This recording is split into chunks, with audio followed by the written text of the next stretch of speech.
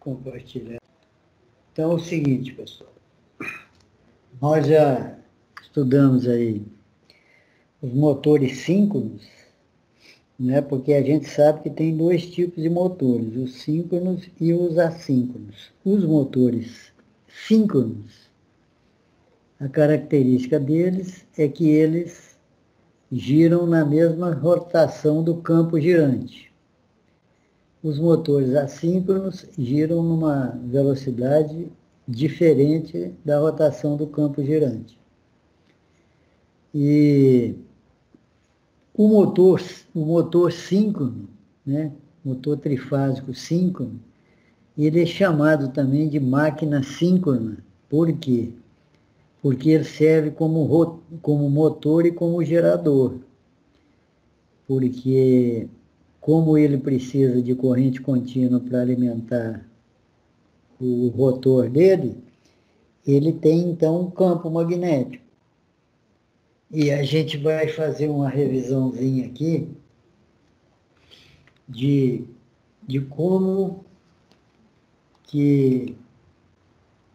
Deixa eu ajeitar esse negócio aqui.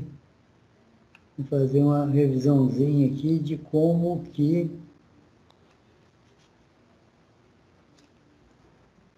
se produz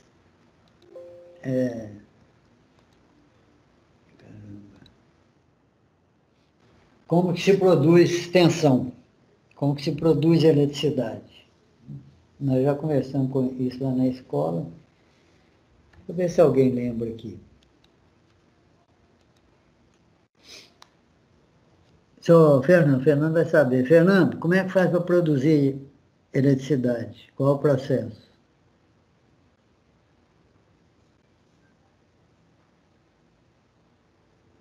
Fala, Fernando.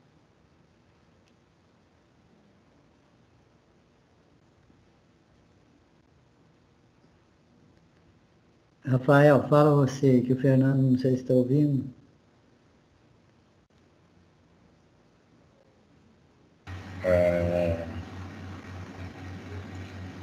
Gerando uma dispensa aqui.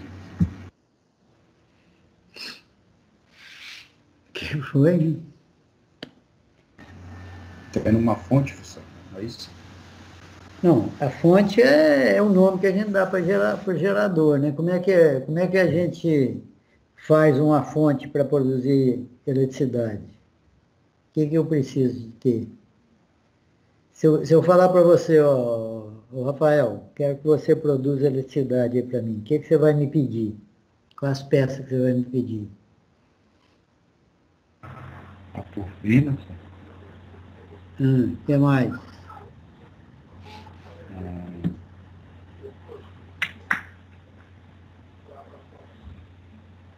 aqui, cabos, Você vai pegar a turbina para quê?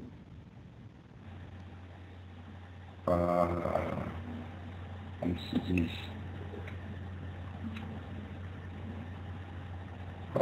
para gerar, professor. Agora estou fugindo aqui. Não, mas é isso mesmo. É isso mesmo. Vamos dar uma revisãozinha rápida aqui, então. É o seguinte, a história é a seguinte, pessoal.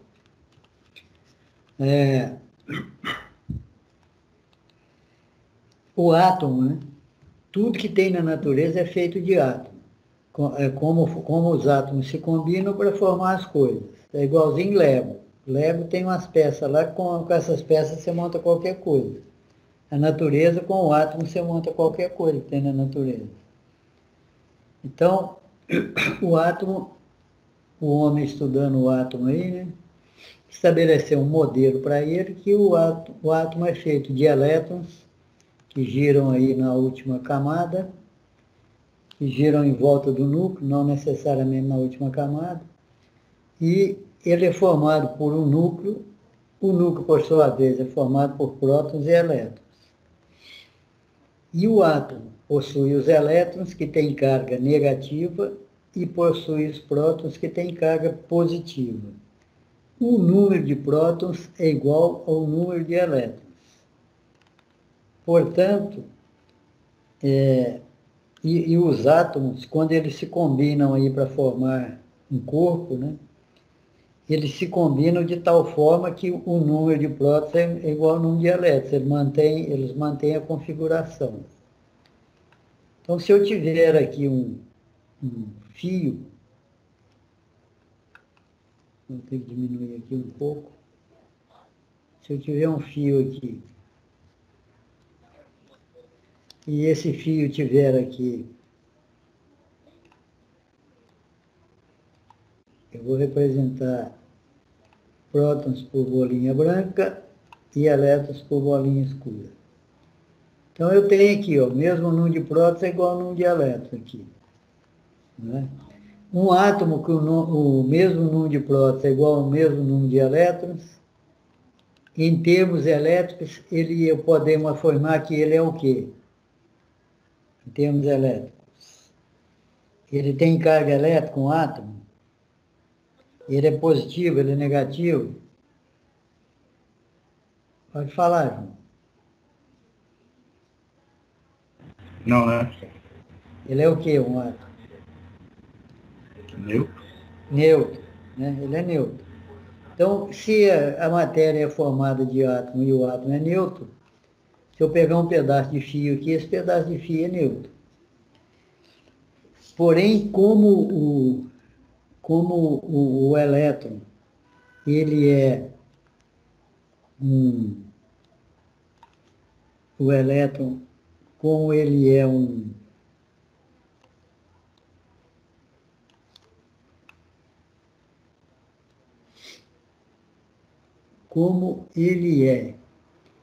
pequeno ímã, né?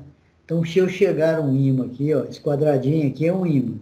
Se eu chegar um ímã aqui e for andando com ele aqui, ó, o elétron vai acompanhando. Então, se o elétron estava aqui, ó, completando o número aqui. Deixa eu ver se eu consigo pegar esses dois aqui.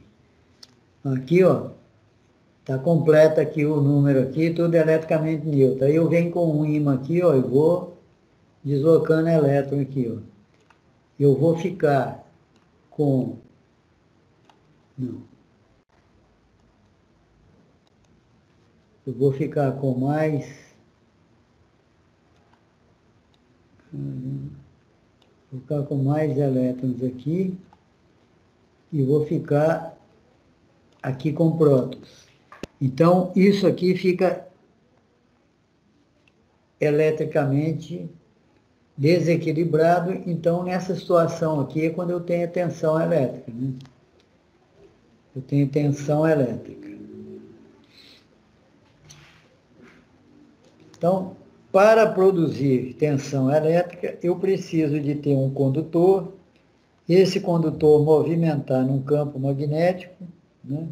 Então, eu preciso de ter esses três componentes, o movimento, o condutor e o campo. Então, nós vamos ver um videozinho aqui, para ilustrar essa situação. O vídeo é em inglês, mas a gente vai comentando junto aí.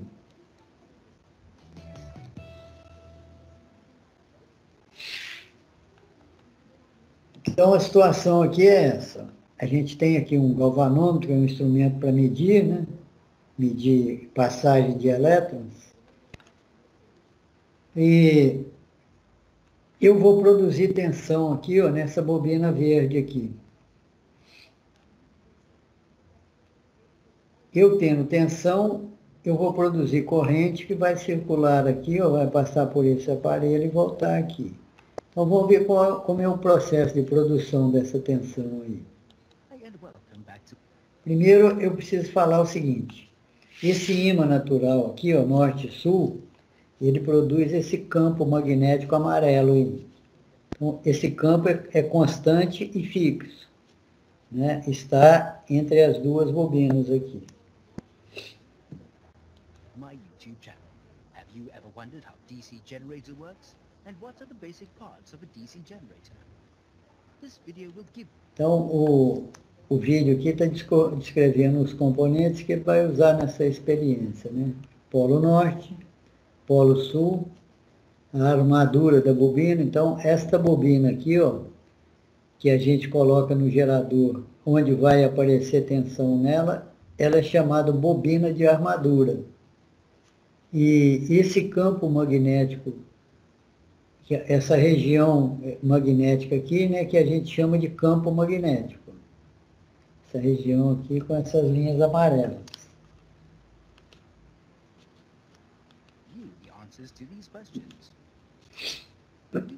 Essa peça aqui é chamada de comutador. Esses dois semi-anéis aqui, que a gente vai ver depois como funciona e para que serve. We will start with the basic part of the elementary DC generator. As you can see, the configuration of DC generator is pretty simple. The stator is a fixed part of the DC generator. Então, aqui está uma figura onde a gente representa o gerador. Ele tem a carcaça, que é essa aqui, igual ao motor, tem a carcaça, e tem os ímãs aí, ó, tem os 3 ímãs aí, os 4 ímãs. Esse aqui tem 2 ímãs, essa figura aqui tem 4 ímãs, 4 polos, ó. Tem 4 polos, polo norte, polo sul, polo norte, polo sul. E essa parte aqui, que é o rotor, que é chamado de armadura, né? Ela vai ficar aqui dentro.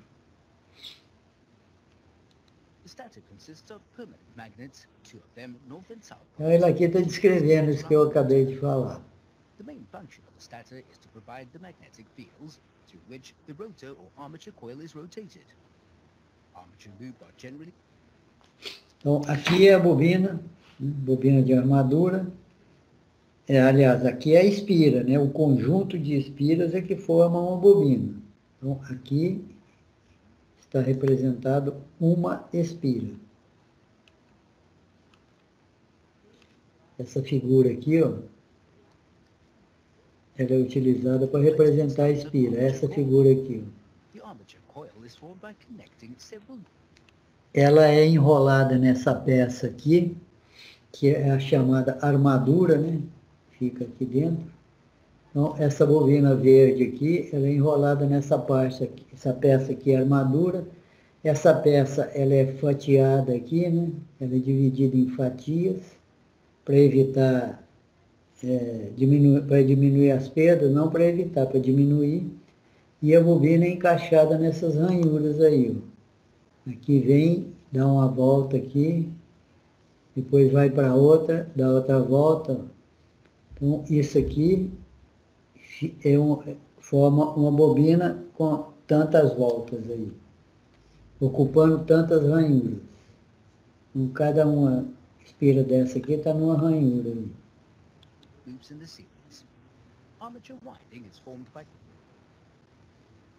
E aqui está o enrolamento todo, né? Ele é distribuído, são 3 conjuntos de bobina colocado ao longo aí do estator, não dessa peça, da outra aí. Connecting several coils in series. The armature loop cuts the magnetic field, due to which an electromotive force, EMF, is induced in it. The split ring is a loop. Isso aqui chama anel de escorregamento, né? Split ring. Na verdade é um semi-anel aqui, né? Mas a gente vai chamar de anel. Se fosse anel, ele seria fechado. Um anel interrompido, é um semi-anel.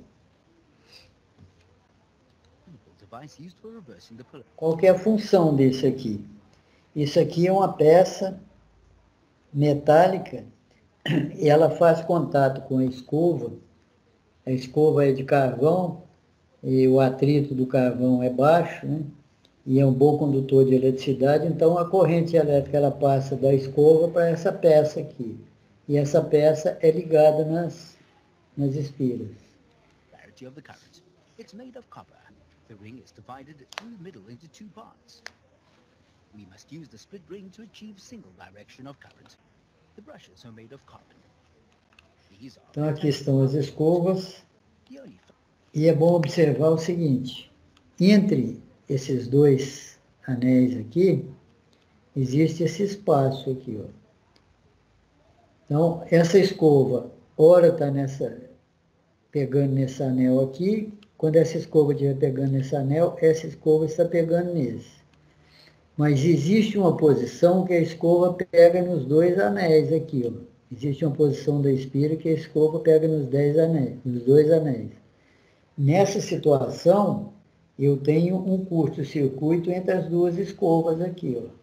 Então, se eu tiver tensão nessas duas escovas, nesse momento, eu vou ter um curto-circuito. Function of these carbon brushes of DC generator is to collect analog electromechanical actuator. A galvanometer is an analog Galvanômetro actuator that produces a rotary deflection of medir o some efeito aí current. que é produzido. So how does the DC generator work? Firstly, Então, aqui tem uma lâmpada, né? Tirou aquele galvanômetro, colocou uma lâmpada. E para existir essa corrente que a gente está mostrando aqui, essa espira ela tem que movimentar. Então, aqui está mostrando a corrente se movimentando, mas se essa espira estiver parada, não tem essa corrente, não. Só mostrando o movimento dela. Então, a escova é exatamente para isso. Ó. Aqui eu tenho o fio, a escova encosta direto no fio, aqui, a corrente entra aqui e sai por aqui. Ó. Então, aqui a corrente está nesse sentido. Aqui ela está no sentido contrário. Então, aqui, nessa espira, eu tenho dois sentidos de corrente. Uma assim e outra assim. E sempre que uma espira subir, né, subir aqui nessa região aqui, ó, a corrente nela vai dar assim. Sempre que um fio, sempre que uma espira descer aqui nessa região, a corrente vai estar para fora aqui, ó. Aqui a corrente está para dentro, aqui a corrente está para fora. Então, a hora que essa lado da espira passar para o lado de cá, a corrente nela que estava assim, ela vai passar a ser o contrário. Let's say in this direction. So, how do we do that? Now, to make sure that the current's direction remains the same, what we require is that Eu the cheguei a brushes constantly escova. keep changing contacts Fio. between these wires for each half. Então, aqui, se esse fio, se fosse ficar o fio aqui, a gente teria que descascar o fio, tirar o verniz do fio para fazer contato com a escova aqui. Ó. Só que o contato com a escova, a duração de tempo desse contato é pequena, porque esse fio vai rodar. For rotation. So, if the current flows in this way, in this position, this brush must be connected to this wire. So, current flows like this and comes out. Então a corrente vai fluir aqui, por esse, e vai sair por esse aqui. Caramba.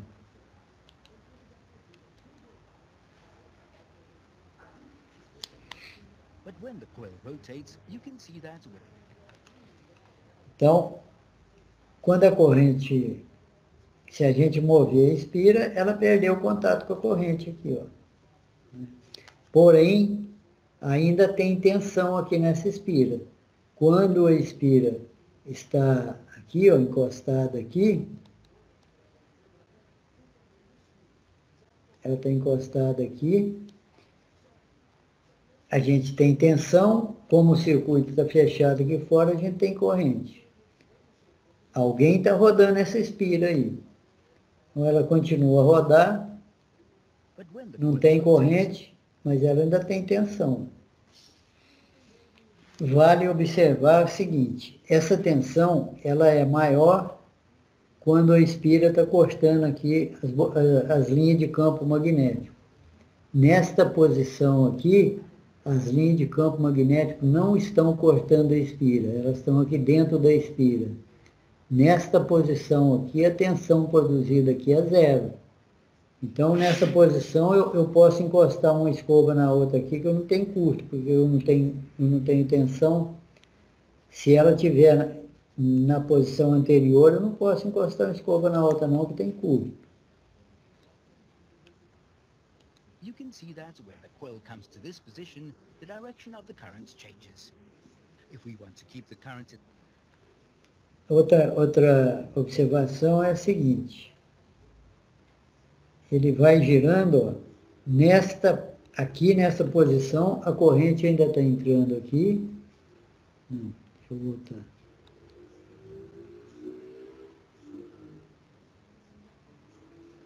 Eu vou voltar aqui. Ó, a corrente aqui está saindo, aqui ela está entrando. Nesse aqui, ó. Nesse laranja, nesse São Paulino aí. Aí, a gente vai girando. Ela está do lado de cá, ó, essa espira está do lado de cá, a corrente ainda está saindo nela. E essa aqui está subindo, a corrente está entrando aí. Agora, essa aqui, ó, ela vai passar para o lado de lá e a corrente nela mudou, passou muito rápido. Ó, a corrente nela mudou. Quando ela estava aqui, a corrente estava saindo. Agora a corrente está entrando. E essa aqui, quando estava aqui, a corrente estava assim, agora está assim. Então, nessa escova aqui, ela só pega a corrente entrando aqui, ó. Essa escova só pega a corrente entrando aqui, ó. Observem. Ó. Essa escova só pega o fio que a corrente está entrando aqui, ó.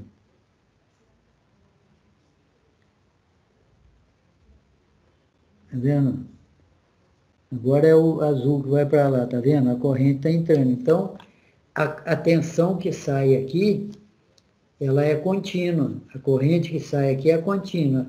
Fora do circuito aqui, ela sempre sai, faz isso aqui, ó. Aqui ela sempre sai e aqui ela sempre entra. Então, esse é um gerador de corrente contínua aqui fora.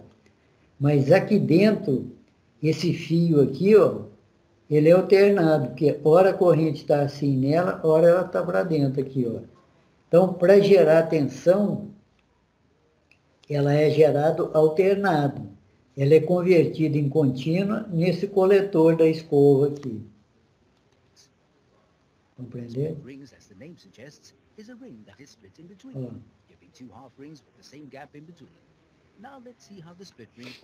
Essa divisão, essa separação aqui é que permite que a escova, que a corrente só vá aqui nesse sentido aqui, ó. Ela vai por aqui e sai por aqui, ó.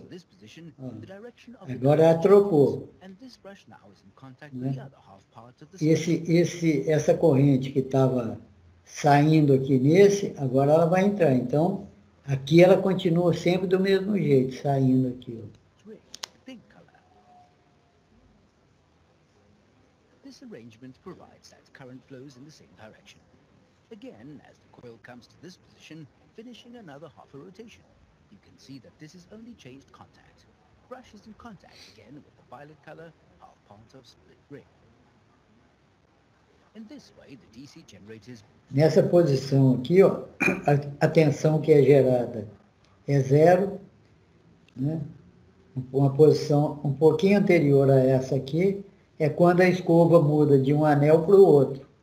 Aí ela vai estar encostada nos dois, mas como aqui nessa posição o condutor não está cortando o campo, a tensão é zero, então não dá corte, não tem nada.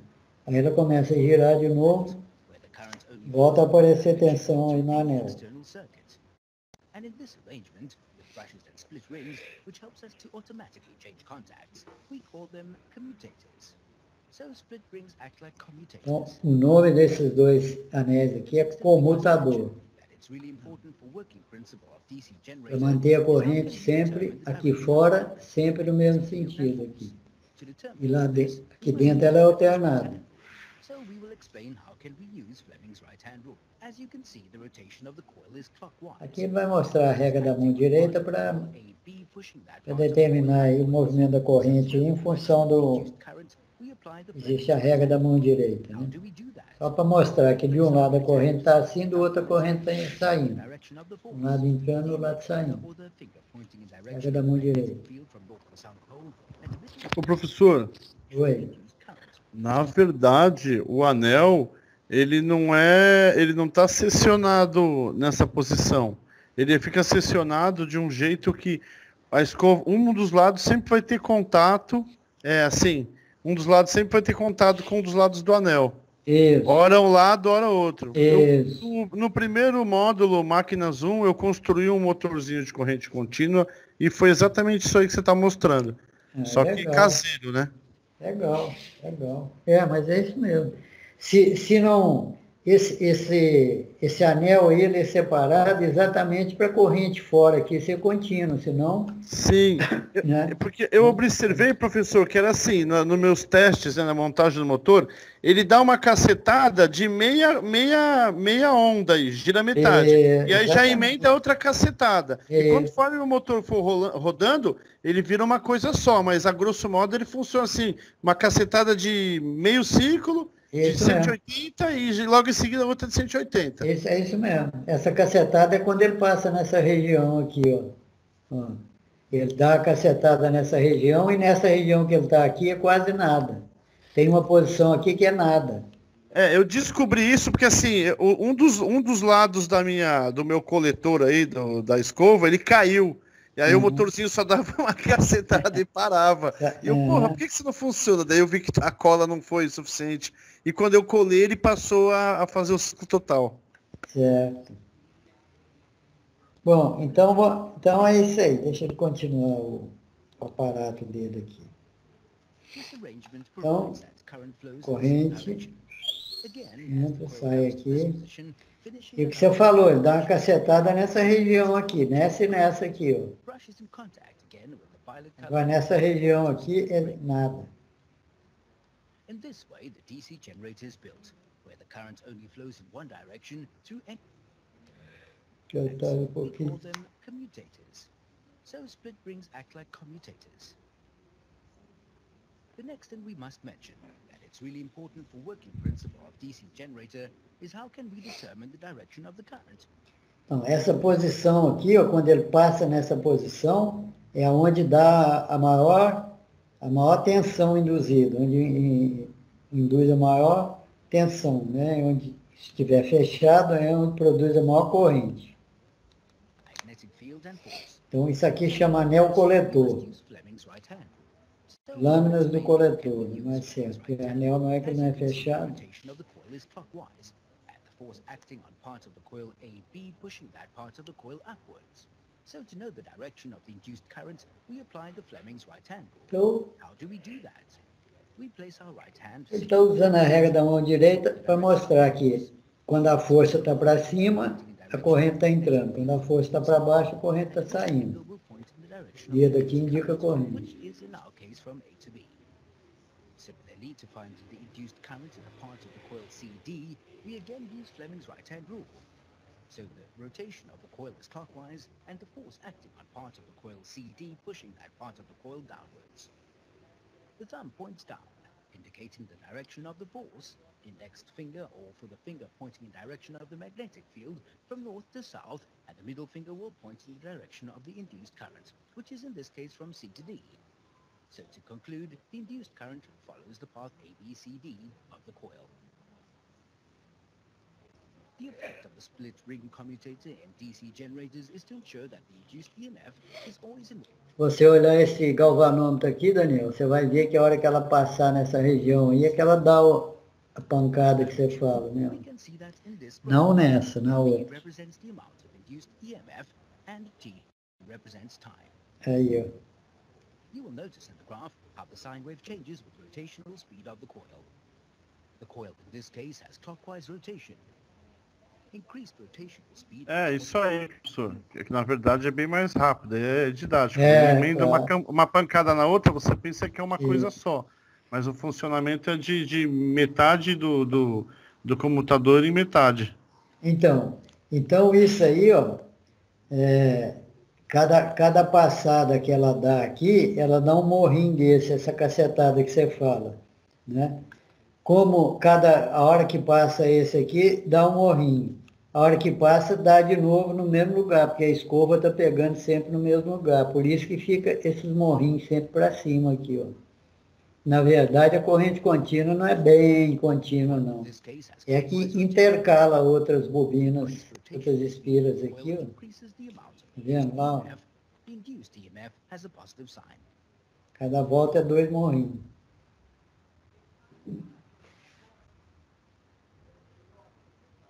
Also, you see the example how the sine wave changes with E ela rotation. fica assim por causa das outras espiras, né? Não é só uma. Again, the increased Aqui rotation no of outro the terminal. coil increases the amount of induced EMF. In this case, the induced EMF. Bom, então é isso aí, pessoal. Esse aqui é o princípio de funcionamento do gerador de corrente contínua, que é o mesmo princípio do gerador de corrente alternada. A única coisa que no gerador de corrente alternada, depois a gente vai ver, ele, em vez de ter um anel assim, ó, cortado, ele tem um anel inteiro para cada fio. Esse fio aqui é ligado no anel inteiro e esse outro fio aqui é ligado no anel inteiro. Porque aí a corrente ora sai aqui, ora entra. Ora sai, ora entra. Então vamos voltar aqui para a nossa sala. Não é? Bom, então nós já vimos ali que para a gente produzir uma tensão, a gente tem que produzir um desequilíbrio nos elétrons, e a gente usa a força magnética para isso. Porém, pessoal, aqui, ó, vou pegar uma figura aqui para mostrar, vou pegar só a espira, sem escova, pode ser esta aqui.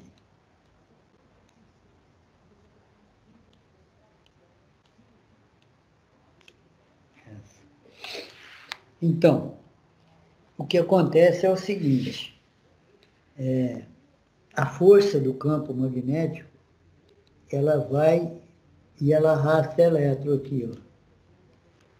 Então, ela produz o desequilíbrio de elétrons aqui dentro do fio aqui, ó. E esse desequilíbrio produz uma força que a gente chama de força eletromotriz. Essa força eletromotriz, ela acontece aqui dentro da espira e não tem jeito da gente ver e nem tem jeito da gente medir. Tem jeito da gente calcular. Então, quando a gente movimenta uma espira num campo magnético, a gente produz uma força eletromotriz, ó,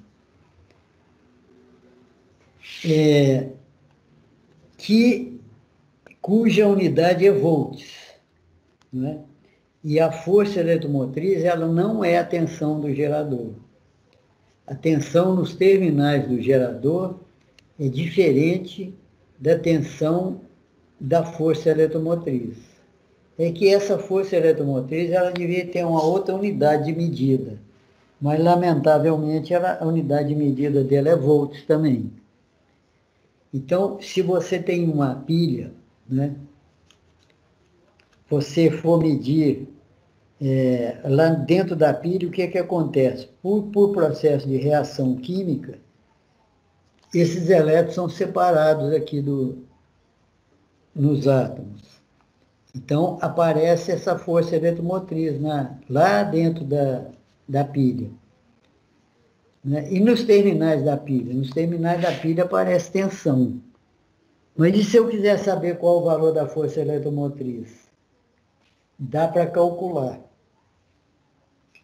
Então, a situação é a seguinte. Quando eu tenho um gerador, para eu produzir uma tensão nos terminais desse gerador, eu vou colocar aqui os terminais do gerador. Duas bolinhas pequenas, que vão ser os terminais desse gerador.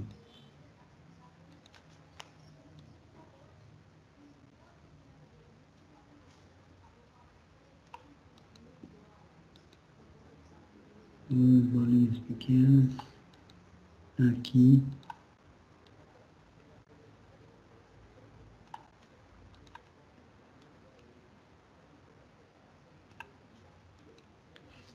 Essa aqui eu vou chamar de A.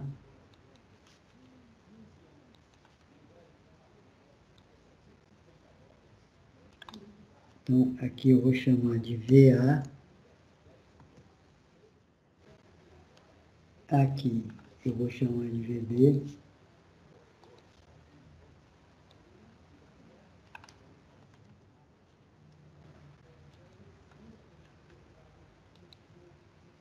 E eu vou até mudar a cor aqui para o vermelho.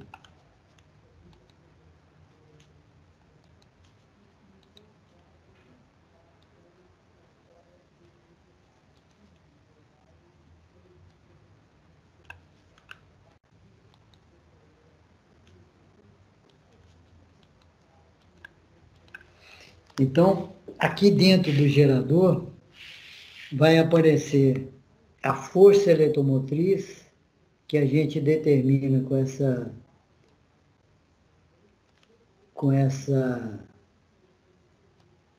letra aqui, ó, VG, vou colocar em azul.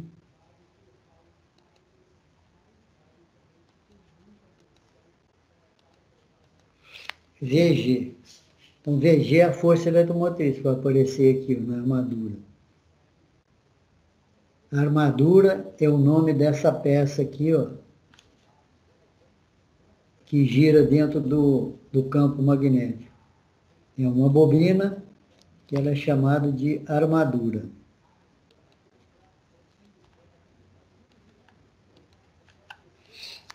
Então, a tensão que aparece aqui, a tensão que aparece nesses dois fios aqui, ó, é a tensão do gerador. É a tensão que vai aqui na escova. A força eletromotriz, ela aparece aqui dentro. A força eletromotriz ela é maior do que a tensão que aparece nos terminais do gerador. Por quê? Porque entre a força eletromotriz e a saída do gerador, eu tenho umas perdas. E essas perdas, elas dependem de uma condição para ela existir ou não. Então, o objetivo da aula de hoje é a gente entender o que é força eletromotriz e a gente ver como que calcula essa força eletromotriz.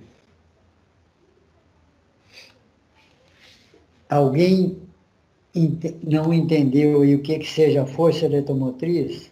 E veja bem, o nome é força eletromotriz porque é uma força que tira o elétron do átomo aí, ó, que desloca o elétron, por isso que chama força eletromotriz. EMF, ou aqui no Brasil, nós vamos passar para FEM. É melhor do que EMF. EMF é em inglês, nós estamos no Brasil. FEM de força eletromotriz. Vou pesquisar aqui na sala.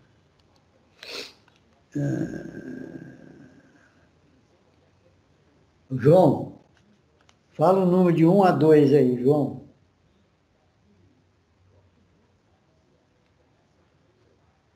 Fala, João. Acho que o João não está ouvindo. Daniel, você está ouvindo aí, não? Fala aí, professor. Fala o número de 1 a 2 aí, deixa eu ver se você tem sorte. 0. Acertou. O que você entendeu aí como força eletromotriz? É a tensão elétrica. É a força elétrica que aparece nos terminais. Do gerador? Do desequilíbrio das cargas elétricas.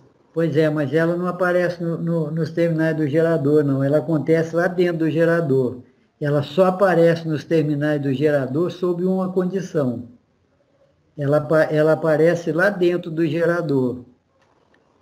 Entendeu? Porque entre ela e os terminais do gerador tem uma perda.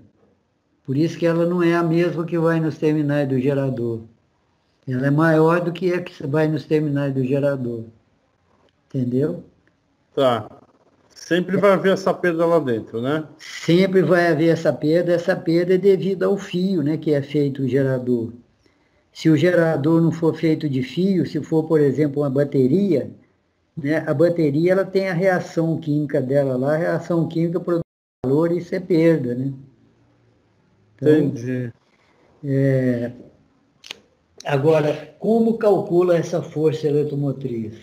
Então, se o gerador for um gerador eletromagnético, isso é, um gerador que tenha campo magnético, essa força eletromotriz era calculada da seguinte forma. Vou colocar aqui e escrever. Cálculo da força eletromotriz.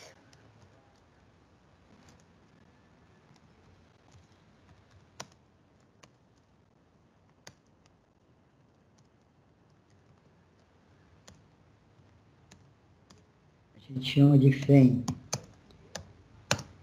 Depende do B. Quem é o B? B é o campo magnético aqui, ó. B é esse... O Arthur falou alguma coisa aqui.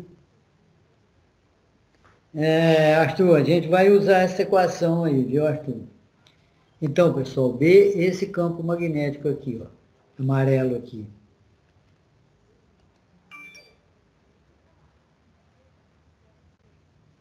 Cadê o desenho que estou usando esse? Então, B é esse aqui. Então, na equação aqui, deixa eu ver se eu estou aqui. Certo?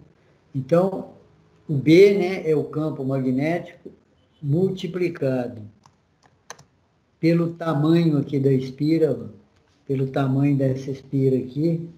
Então, essa espira aqui, ela forma uma bobina. Então, ao invés da gente pegar o comprimento dessa bobina, a gente pega o número de espiras, que o resultado dá o mesmo, por um motivo aí que depois, se quiser, a gente pode até estudar. Então, a gente pega o número de espiras. Aqui tem uma espira. Se eu der mais uma volta aqui, eu vou ter duas, e por aí afora. Então, na equação aqui, eu vou pegar aqui, ó, o NE, que é o número de espiras. Esse vezes aqui, minúsculo. E o que mais? Se eu observar aqui, ó, o tamanho do condutor justifica, a tensão vai aparecer aqui. O campo magnético justifica, a tensão vai aparecer aqui. E a velocidade que eu rodar aqui eu rodar o condutor aqui, que eu rodar o fio aqui dentro do campo magnético. Eu volto para aqui e vou colocar aqui um V minúsculo aqui, V maiúsculo, vai dar confusão esse V aqui. Vezes...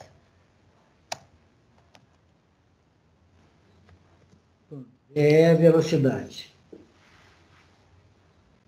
E a unidade disso aqui é volts.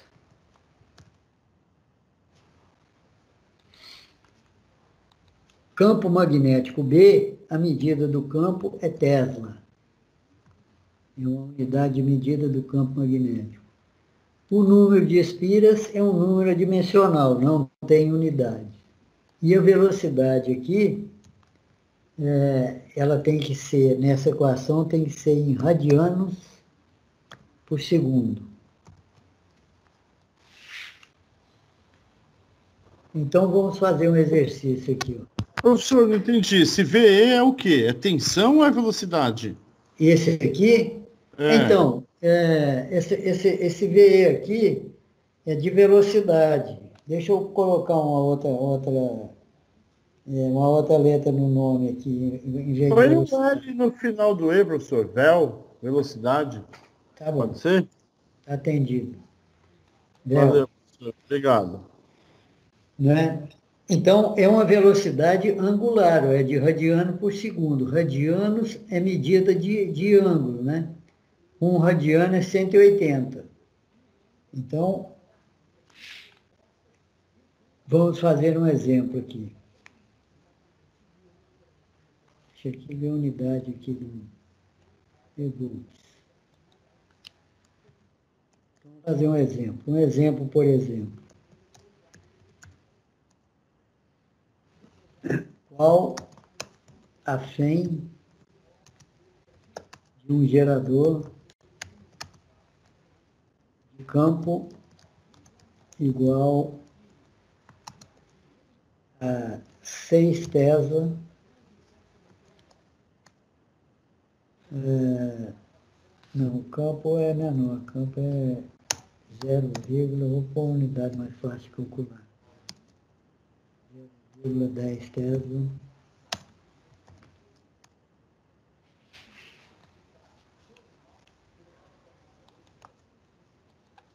E igual a agora número de espiras igual a 100, gira com uma velocidade de 120 RPM. Qual que é o valor da 100 aí? Vamos fazer junto. 100 é igual. Vou lá na equação e vou olhar. Quanto vale o campo? 0,10. Vezes. Quanto que é o número de espiras? 100. O número de espiras é 100. E gira com a velocidade de 120 RPM. Bom, aqui eu vou ter que fazer um intervalo e vou calcular 120 RPM. Vou passar para RD por segundo.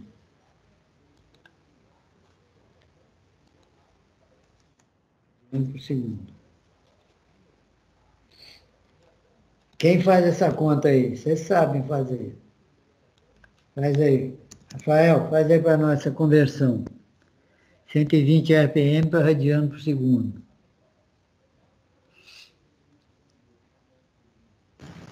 Maestro.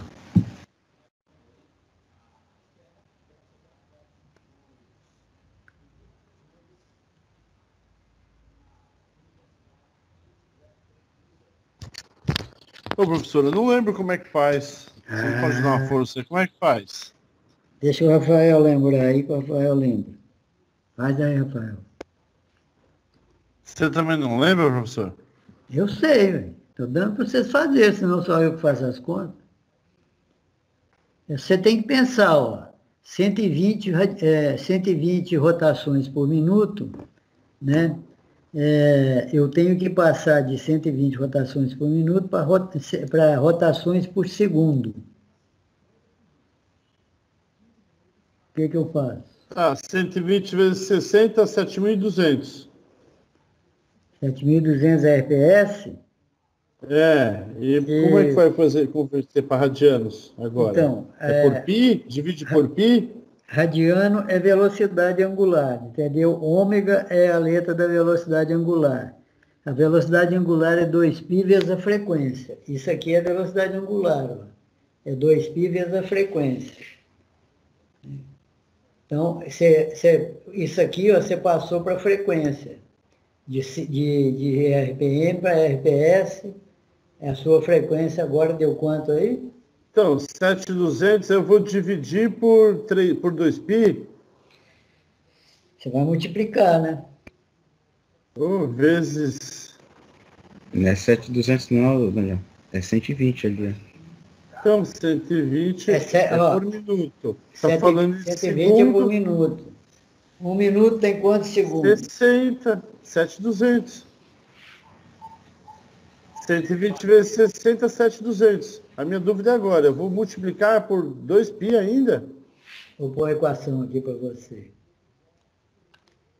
Vou dar uma força aí, professor, tá foda. Ômega é igual a 2π vezes a frequência. Então, isso aqui, ó, a frequência aqui, se você tiver dúvida, você pode amar uma regra de 3 aqui, ó. 120. Se Se em 1 minuto eu dou 120 rotações, em 1 segundo eu dou quantas? Vou montar essa regra de 3 aqui para vocês, para quem tiver dúvida quando for fazer essa conta aqui, ó. Regra de 3.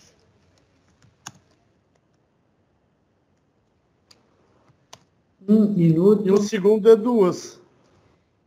1 minuto eu fiz 120 rotações. 1 segundo é 2. Quantas rotações? Deixa eu completar aqui. Quantas rotações eu vou fazer?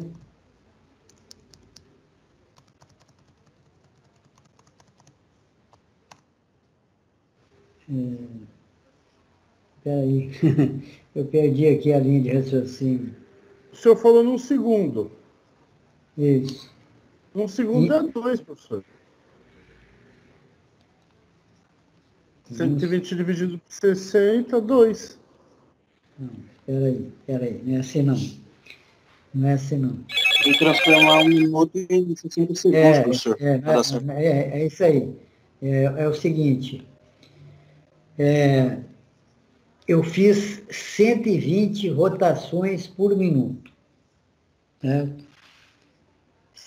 Eu fiz 120 rotações por minuto. Então, eu fiz 120 rotações em 60 segundos.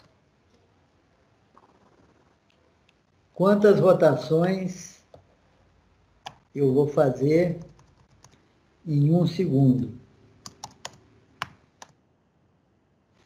Eu vou fazer 120 dividido por 60, não multiplicado. 2. 2, professor. 2? É. Então, 2 eu vou multiplicar por 2π lá. Ó. Eu vou fazer 120 RPM, equivale a 2 Dá RPM. 12,56, dá 12,56. Isso aqui dá 12,56, então. 12,56. Então tá bom, tá calculado. Aí eu entro nessa fórmula aqui com 12,56. Faz a conta aí, quanto que deu, Rafael? Essa calculadora aí, faz no telefone.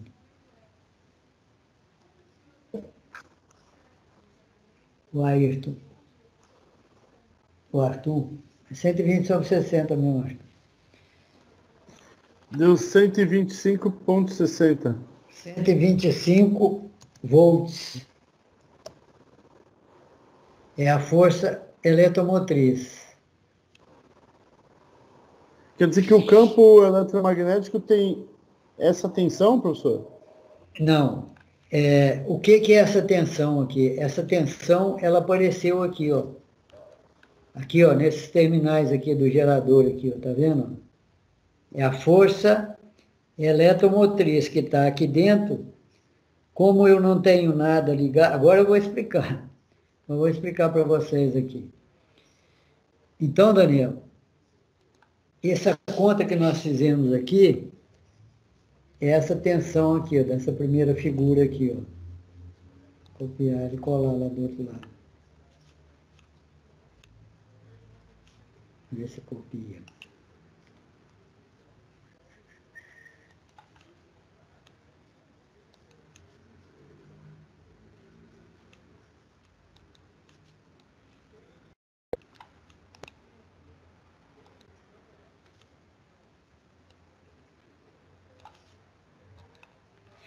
Ó, então, essa conta que nós fizemos aqui, 125 volts, é a tensão que apareceu aqui, ó, entre VA e o VB não apareceu aqui, mas eu coloco. Aqui é o VB.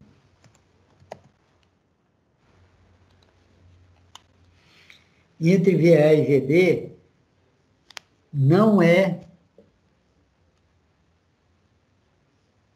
Cadê? Quanto que nós colocamos aqui atrás?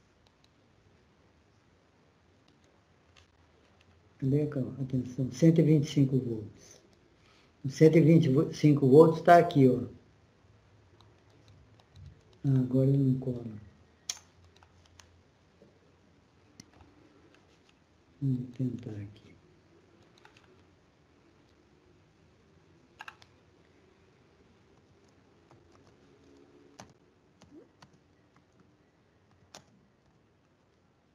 Então aqui, pessoal, é o seguinte. Aqui, ó, na armadura aqui, a força eletromotriz que foi gerada é 125 volts. Como eu não tenho corrente, e esse fio que é feita a armadura aqui dentro, ele tem uma resistência.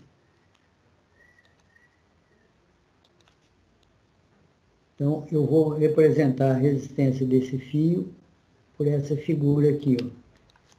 Então, a letra R minúscula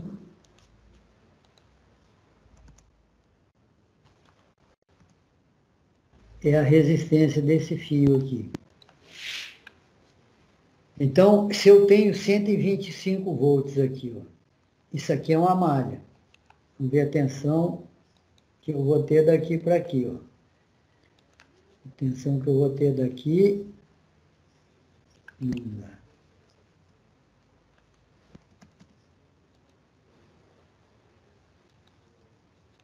A tensão que eu vou ter aqui entre VA e VB,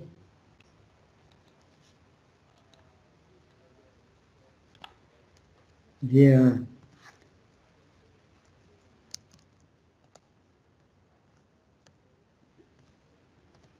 a tensão entre VA e VB é VA menos VB, ela vai ser a soma da tensão aqui, ó, VG, vai ser VG mais a tensão que eu tiver aqui nessa resistência. Se eu não tenho corrente, vou colocar uma seta aqui para indicar a corrente, ó. Isso aqui é a seta da corrente. E a letra I para colocar a corrente.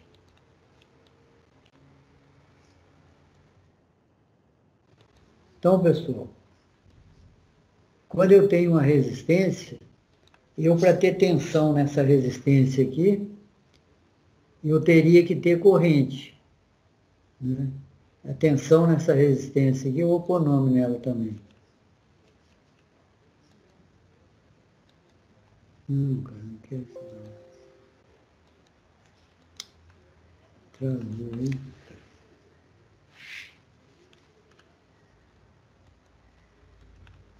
Tem que esperar o distinto destravar.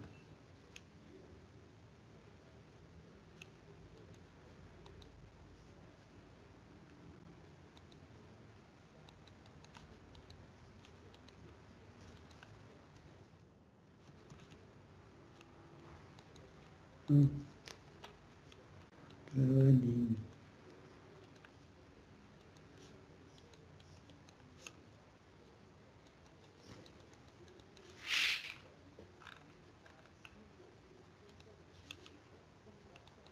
Caramba.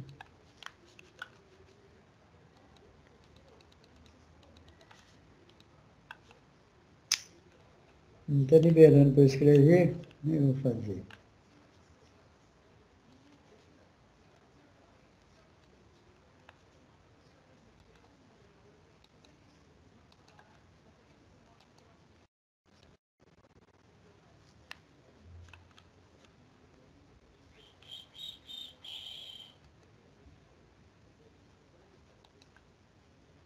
Eu quero escrever aqui, cadê?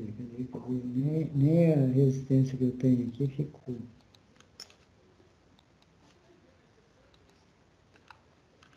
Pegando aqui.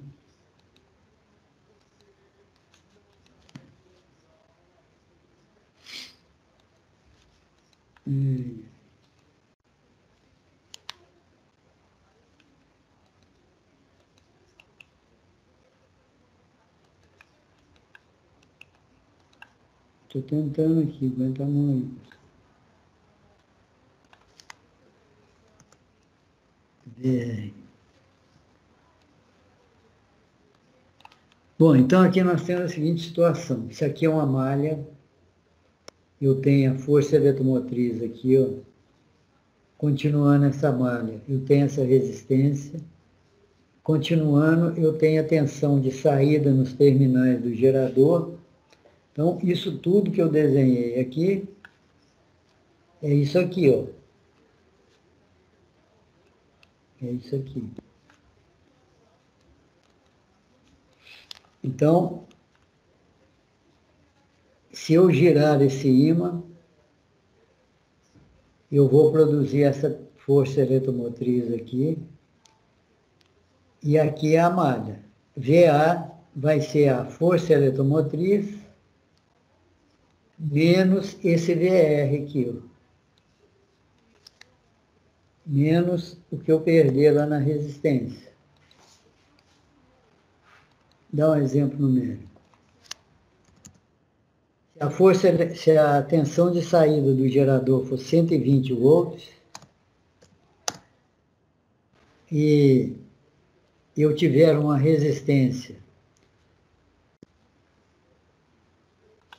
vou colocar aqui o VG para ver quanto que vai dar, menos, eu tiver uma resistência de 100 ohms, 100 ohms, e eu tiver uma corrente aí de 10 amperes, pode ter uma resistência de 100 ohms, não, senão esse gerador aí não aguenta nem ele mesmo. Eu tenho uma resistência de 0,10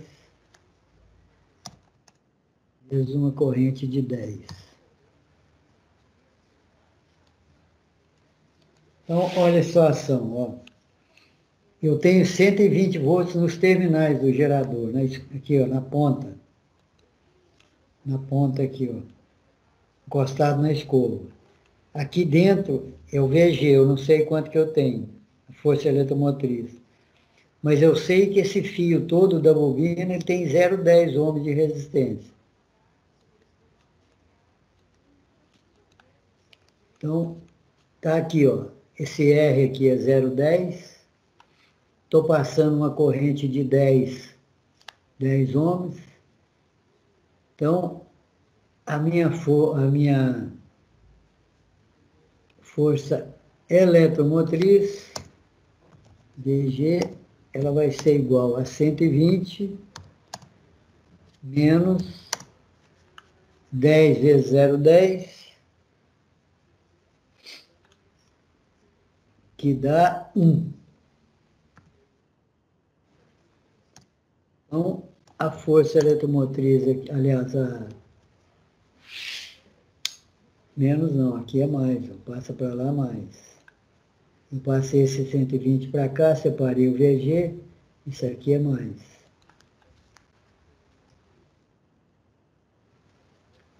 Então, a força eletromotriz é 121 volts.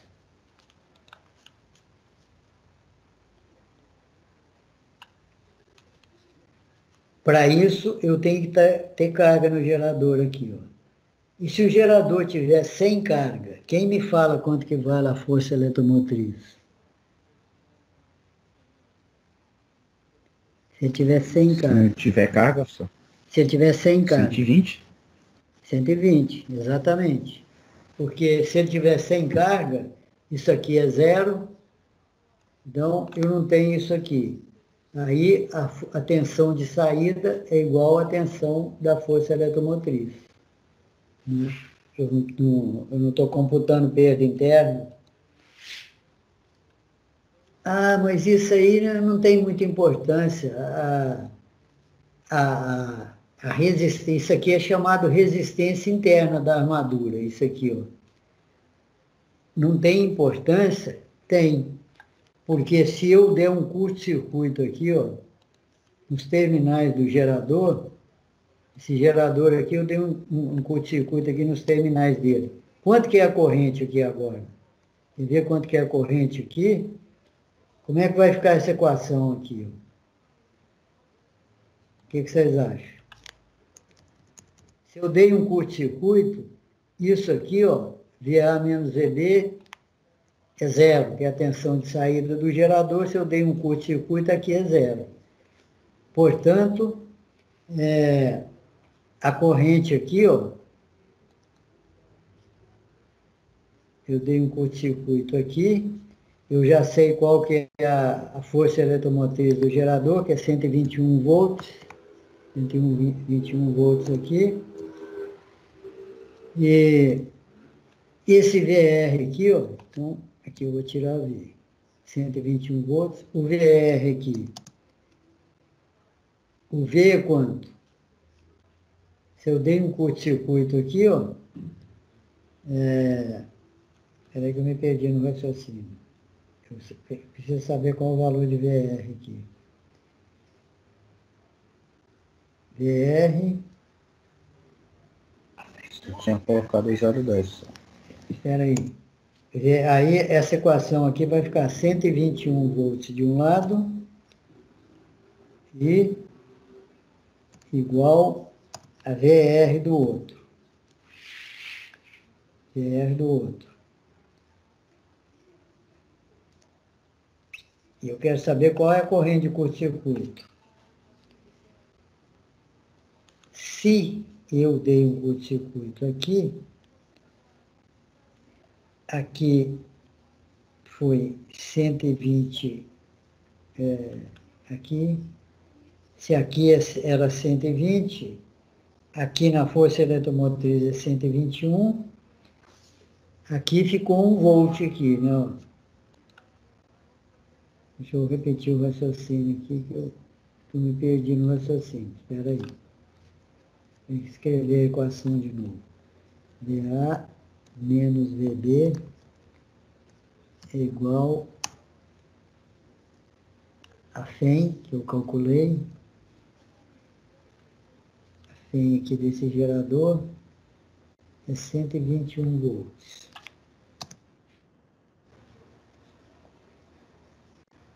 Essa malha aqui, eu sei quanto que é essa tensão aqui. Essa aqui é 1 volt. Então, vai ser menos I é V sobre R. O V é 1 volt dividido pela resistência, que é 0,1. Peraí. Aqui é 121, menos, aqui é V vezes R. Aqui é V vezes R. V vezes R. E eu quero saber quanto que é o I. I é V.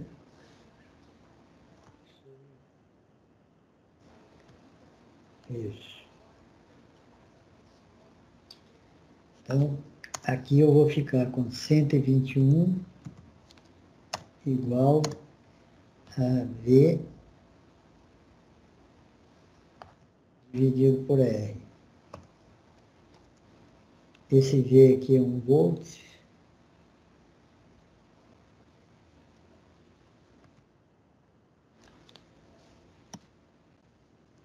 Esse R é 0,1. E eu quero achar a corrente. Mas que bobagem, né? E me perdi aqui no raciocínio do cálculo de curto-circuito. Deixa eu pensar aqui, vou fazer de novo. Aguenta a mão aí. Aqui eu tenho a tensão da armadura, 125.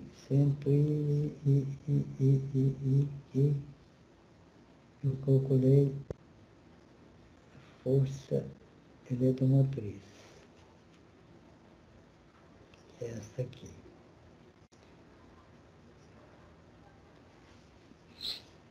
Então eu tenho lá, força eletromotriz, que é VA menos VB.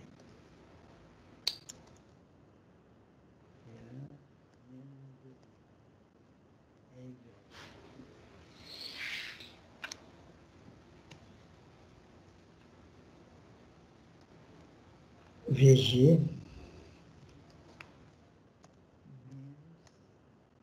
RI. R pequeno.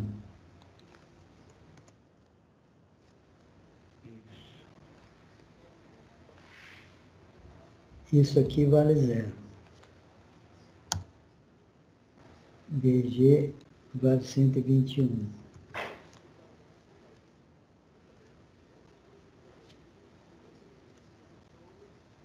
Então, isso aqui, 121, é igual a R vezes I. R é 0,1.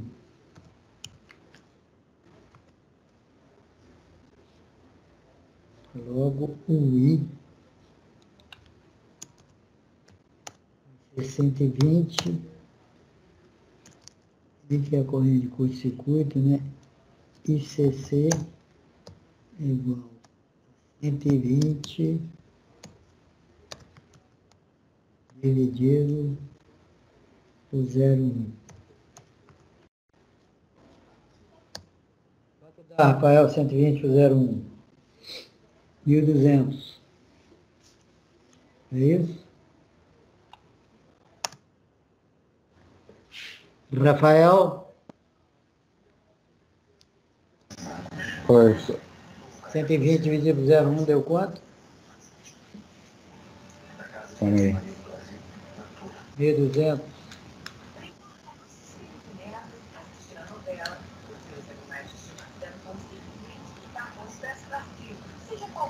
Calma aí, fiz errado aqui. 1.200, professor. 200, né? 1.200, é isso. 1.200. Então, 1.200 amperes. Então, essa é a corrente de curto-circuito desse gerador, né?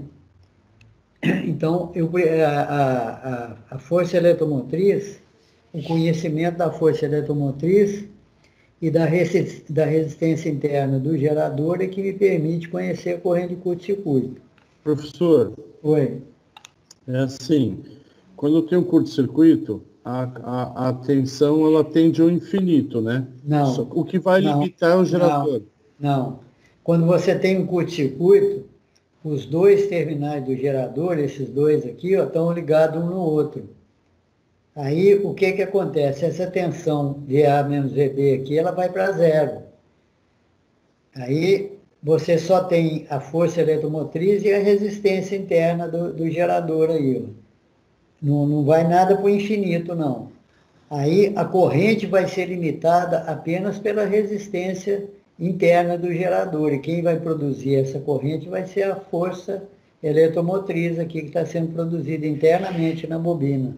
Entendi. Então, a corrente máxima é 1.200 amperes, é isso? 1.200 amperes, é a corrente de curto-circuito desse gerador. Tá, é a corrente que vai circular dentro dele quando houver um curto-circuito, é isso? Isso. E ele vai queimar. Porque ele não é feito para 1.200 suportar essa amperes. corrente. Tá, Ele é feito para suportar uma corrente de 10 amperes aí. Vai passar 1.200 e vai queimar. Né? Não queima na hora. Senão todo gerador queimava na hora que dá curto-circuito. Acontece que quando dá uma corrente dessa aí, o sistema de proteção desliga o gerador, para ele não queimar.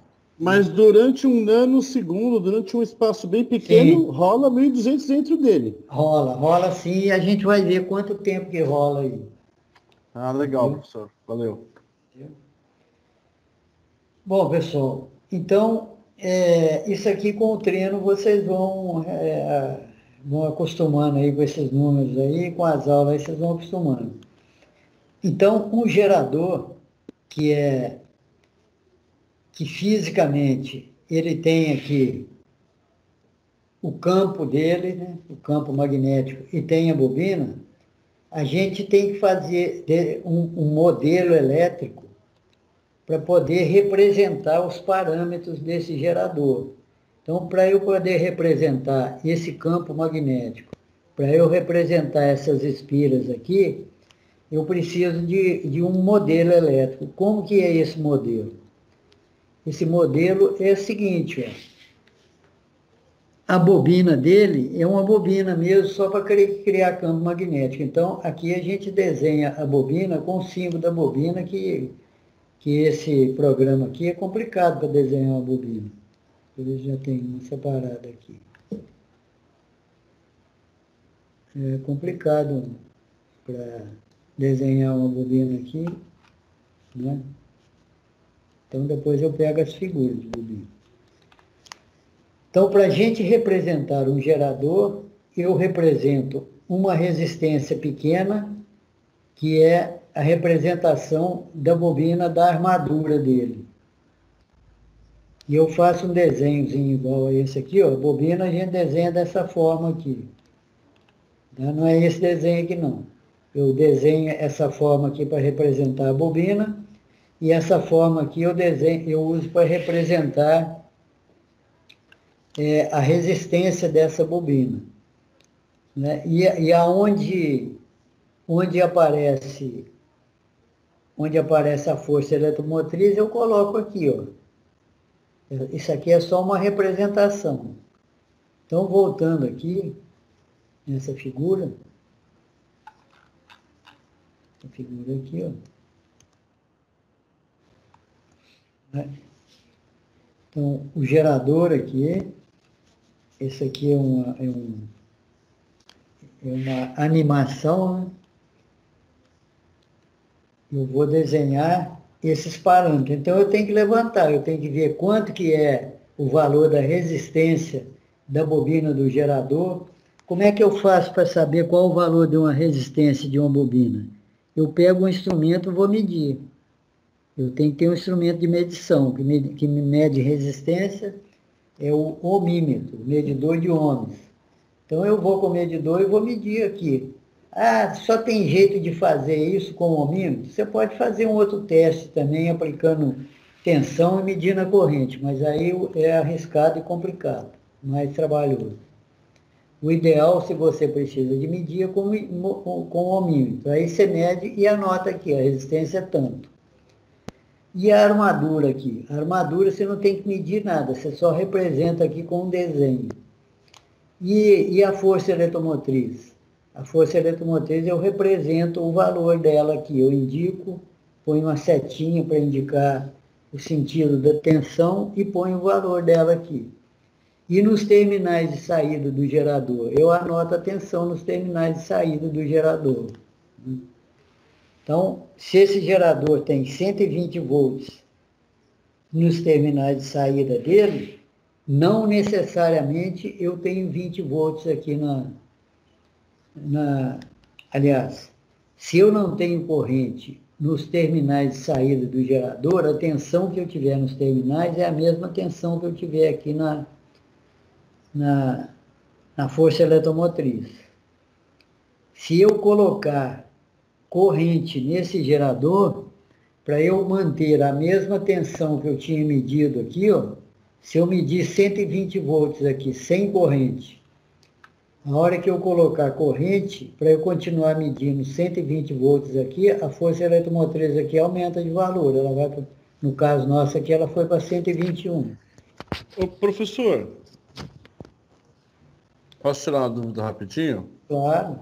No módulo passado, em instalações elétricas industriais, o professor lá em questão, ele passou que no nosso projeto, ele passou que a concessionária tinha uma corrente de curto-circuito.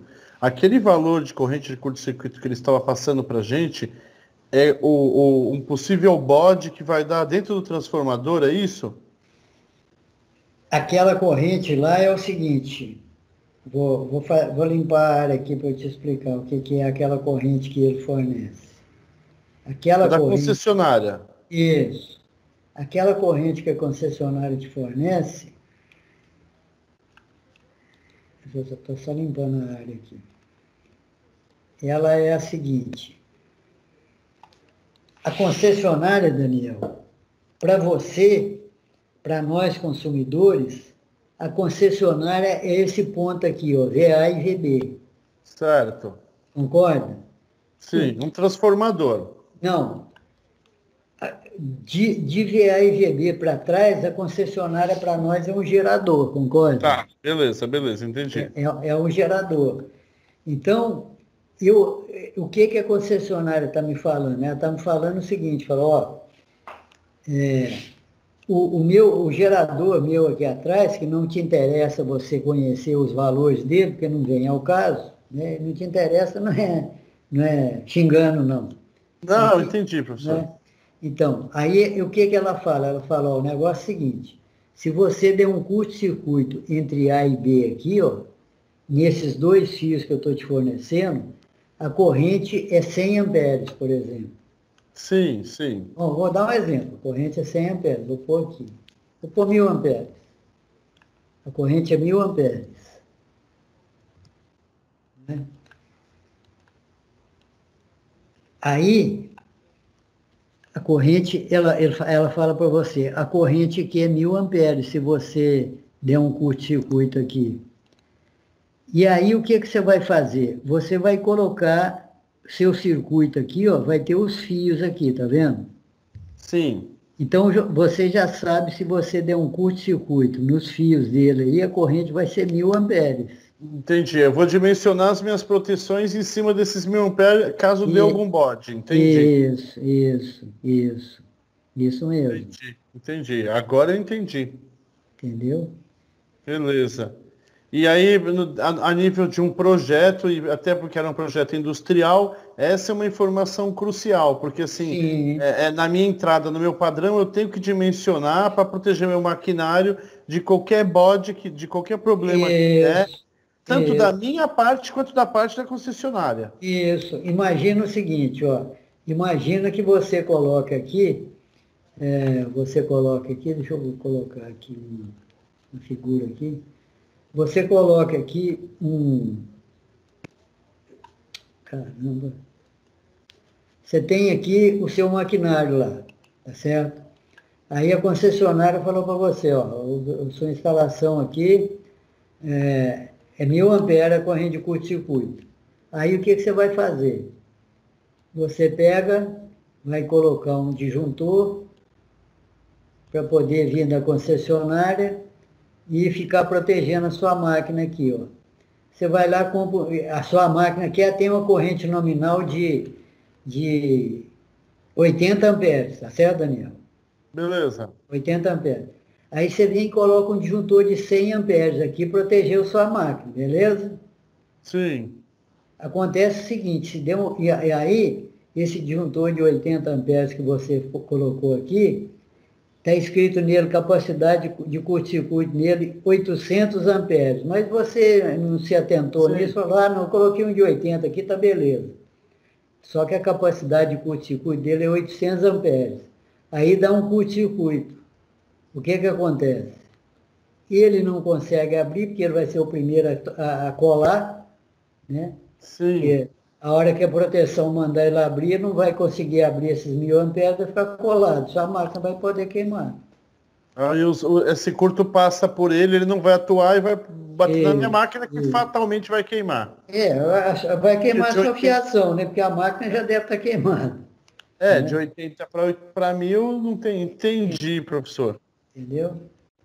E assim, a nível de consumidor B residencial, também é crucial estar me atentando a isso ou fica mais complicado, não fica, professor?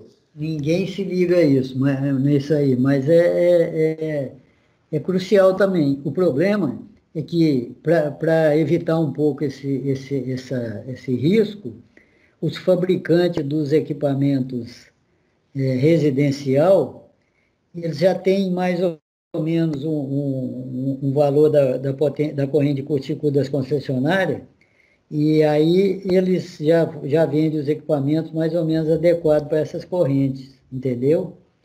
E a concessionária também, ela tem como controlar essa corrente de curto-circuito para ela não ficar muito alta também e começar a danificar equipamento. Entendeu? Sim, mas professor, eu vou até, na próxima vez que eu for comprar material elétrico para cliente, eu vou até ver isso. Por exemplo, esse valor que o senhor passou de 1000 é mais ou menos um valor de, se eu não me engano, era mais de 1000. Era 2 ponto alguma coisa.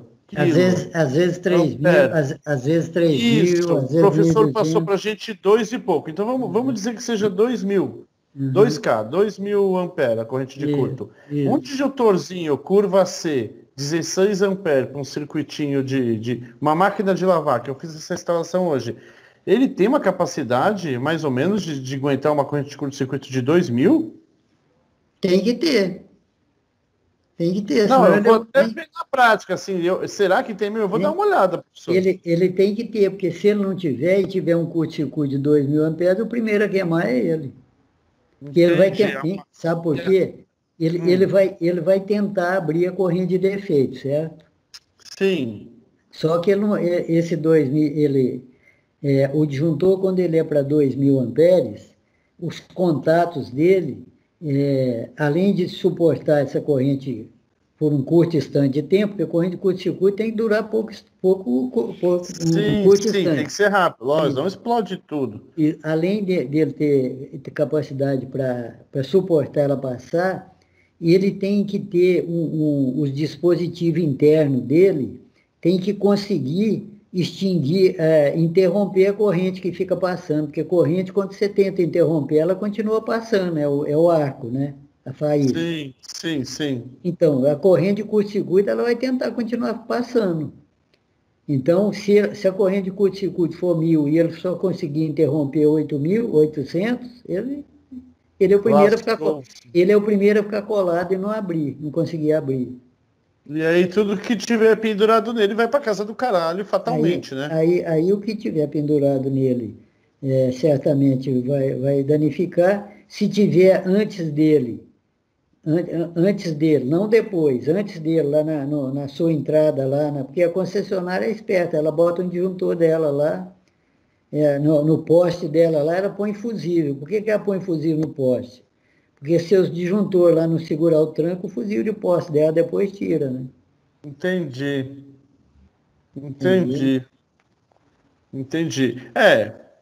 Interessante. Eu mesmo, raramente eu me atentei a isso. A única vez que eu precisei mexer com isso foi quando eu liguei um motor numa serralheria, que era um motor velho, um motor parrudão, e aí eu tentei me ligar nisso aí, coloquei uns DPS lá, coloquei uns fusível para dar uma possível.